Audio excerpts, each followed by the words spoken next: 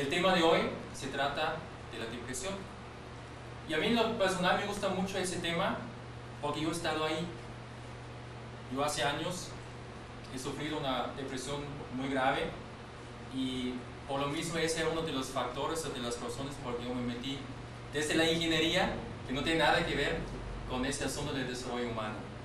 Entonces es realmente un tema que me apasiona mucho y creo que entiendo por experiencia propia de qué siente uno cuando se encuentra en eso. Pues resulta que en los últimos 100 años la depresión, más o menos la cifra de la gente depresiva se ha multiplicado por más o menos 10. Es decir, hoy día hay 10 veces más depresión en el mundo que hace 100 años. Y se estima que para el año 2025 la depresión va a ser la causa número 1 del ausentismo laboral. Hoy día, cada cuarta persona ha sufrido mínimo una vez en su vida una depresión. Y cada décima persona, es decir, 10% de la gente, sufre depresiones al menos una vez al año. Lo cual se me hace muchísimo. Es mucho. Y a lo mejor todos que estamos aquí también somos parte de eso, ¿no? Sabemos de qué estamos hablando. Y si no por experiencia propia, lo hemos vivido muchas veces con algunos familiares. ¿Cuáles son los síntomas de una depresión? Aquí tengo una lista y me gustaría compartirles esos síntomas para realmente poder identificar cuándo podemos decir que estamos en una depresión. Dice, si al menos durante 2 semanas, la mayoría de los días en esas 2 semanas, entonces imaginamos 2 semanas, la mayoría de los días y la mayoría del tiempo del día, es decir, casi todo el día, nos sentimos de la siguiente manera, podemos hablar de una depresión. Las primeras 2 características tienen que estar presentes, o uno de los 2 tiene que estar presentes, y después vienen 7 más, de los cuales tienen que estar presentes mínimo 3. Entonces, las primeras 2 características es tristeza o estado de ánimo deprimido. Eso tiene que estar presente a fuerzas para que sea una depresión. Y lo siguiente, falta de interés o placer en las cosas que nuevamente me gustan. Esos 2, uno o los 2 tienen que estar presentes. Y 3 más de los siguientes. Cambios significativos de peso. Puede ser que subo mucho de peso o bajo mucho de peso. Cambios de sueño. Duermo mucho más o duermo mucho menos. Esa es una versión muy personalizada, ¿no? Cada uno se manifiesta diferente. Sentirse inquieto o muy perezoso. Entonces puede ser que tenga una inquietud interna o puedo tener mucha flojera de hacer las cosas. Estar cansado todo el tiempo. Devaluarse o sentirse culpable. Otra característica, tener pensamientos repetitivos de morirse y dificultad en pensar o concentrarse. Pues resulta que en los años 60 unos psiquiatras geniales se les inventaron un experimento que hicieron con perros. Entonces tomaron perros, los dividieron en 2 grupos y pusieron un grupo de perros en una jaula y otro grupo de perros en otra jaula.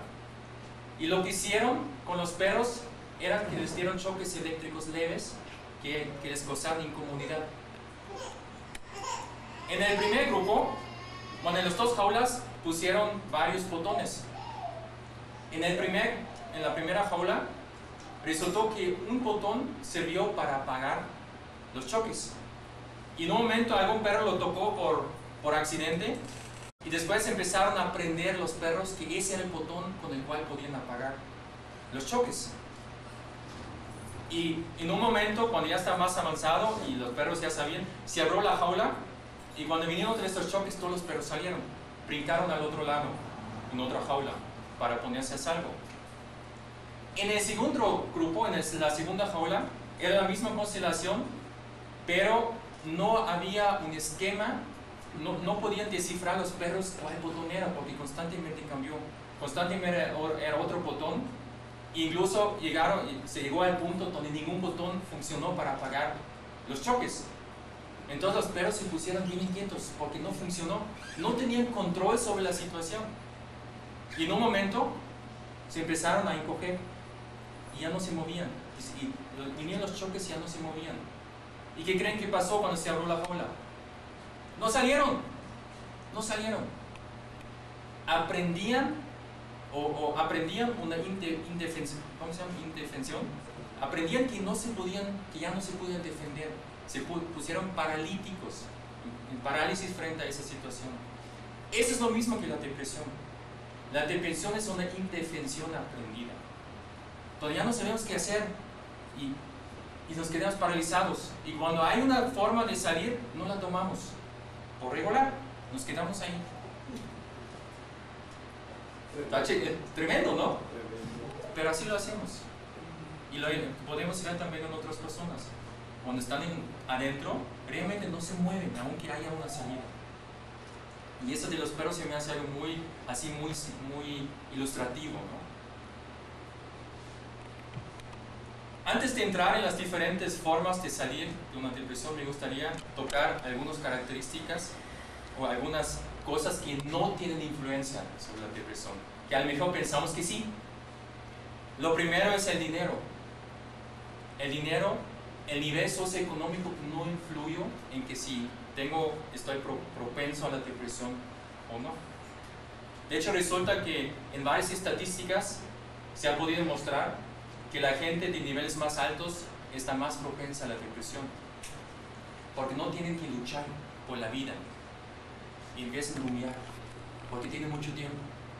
Es una característica también. Cuando tenemos demasiado tiempo y no nos ponemos productivos, empieza a rumiar. Y las vueltas, y que sí, que no, pero yo creo. Y creemos toda una estructura mental. Y ahí entra la confusión. Hay otra encuesta muy interesante que se hizo con personas que ganaron la lotería.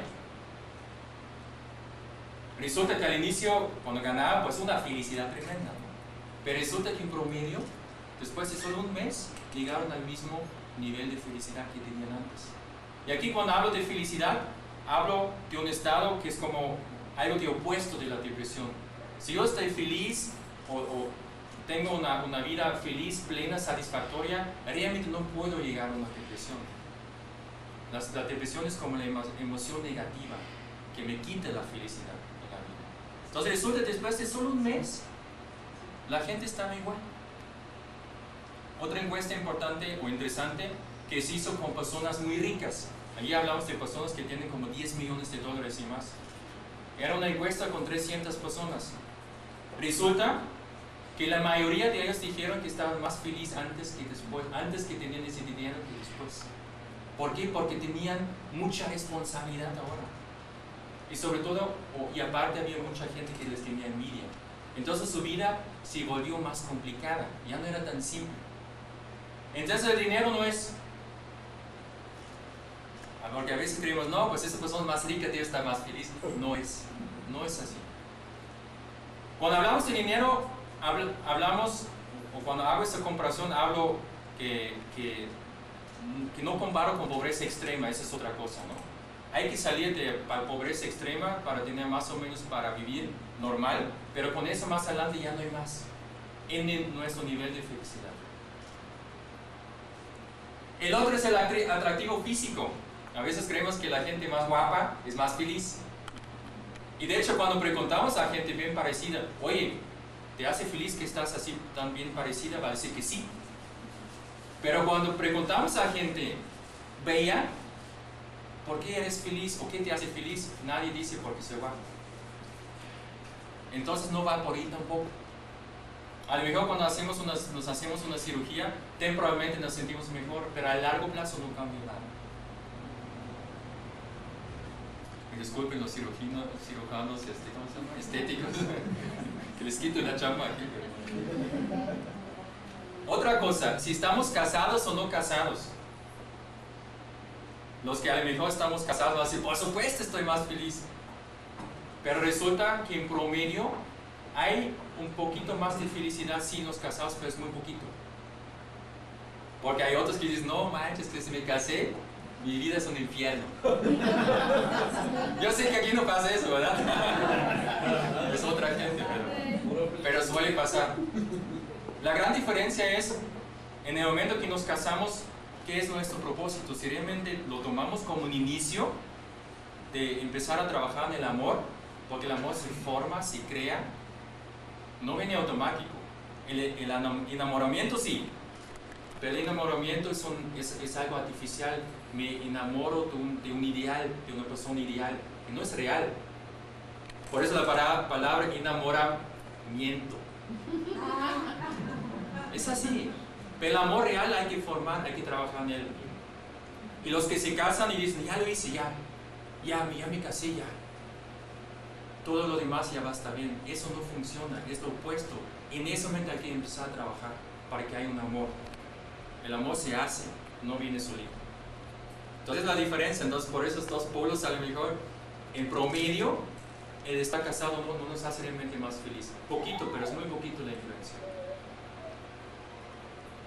La salud física, fíjense, tampoco no influye mucho. Hay un estudio muy interesante que se hizo con gente que sufrió un accidente y quedaban paralíticas. Resulta obviamente al inicio, pues había un bajón de estado de ánimo tremendo. Pero en solo 12 meses, un año, el estado de satisfacción en general con la vida era igual. Y eso es, hablo de algo científico, no es una suposición. Entonces tampoco no influye mucho. A lo mejor a veces sí, pero en promedio no. Y lo último es el pasado. El pasado sí influye, pero siempre dependiendo del poder que queremos dar. Les quiero platicar de dos mujeres que conocí una vez. Uno se llamaba Anita. Ella vive en Querétaro. Ella realmente tenía una infancia muy difícil. Su mamá era sumamente violenta y su mamá tenía la costumbre de cuando estaba enojada de agarrar cualquier cosa y pegarla a la niña hasta que se rompió la pieza. Si no, no dejó de pegarla.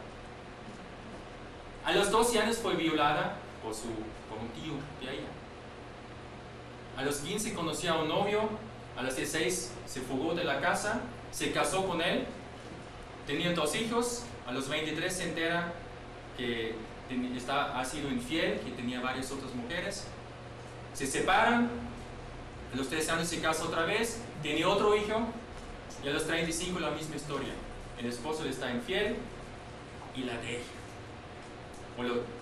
Además la deja. Y se queda sola con 3 hijos. Y así sigue luchando, y al final de los 40 empieza a deprimirse. Y a los 50 decide que va a ser una persona feliz, que no va a entrar en eso. Y hace solo una cosa muy interesante. Empieza a practicar la gratitud. Cada mañana que se levanta, busca algo por ser agradecida. Este día. Y lo que sea. Siempre podemos encontrar algo. Y empieza a practicar eso. Y hoy a los 65 años, se lo juro, es una de las personas más felices que he conocido en mi vida. Él ha tenido un pasado terrible, pero ha tomado una decisión. Entonces ha tomado la decisión, ok, mi pasado pasó, no lo puedo cambiar, pero sí yo voy a tomar las riendas de mi vida. Sí puedo.